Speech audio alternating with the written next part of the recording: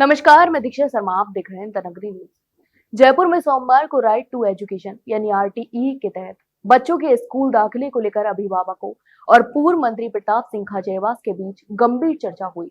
तो वहीं कई अभिभावकों ने खाचरियावास से मुलाकात की और उन्हें बताया कि उनके बच्चों का नाम लॉटरी प्रणाली के जरिए चयनित होने के बावजूद स्कूलों में प्रवेश नहीं दिया जा रहा है।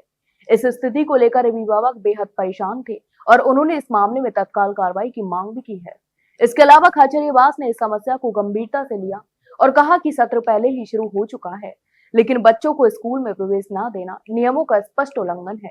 उन्होंने इसे दुर्भाग्यपूर्ण और अन्यायपूर्ण बताया है।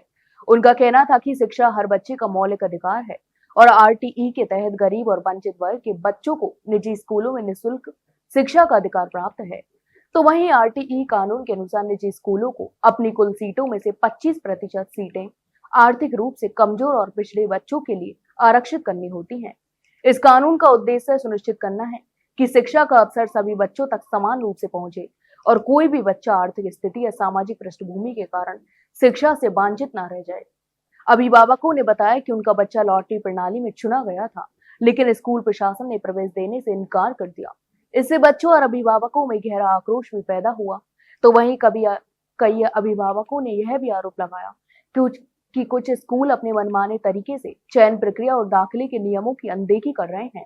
खाचरियावास ने स्थिति को देखकर स्कूल प्रशासन को चेतावनी दी कि यदि तुरंत कार्रवाई नहीं की गई तो इस पूरे मामले को लेकर वे उच्च अधिकारियों और संबंधित विभागों से संपर्क करेंगे।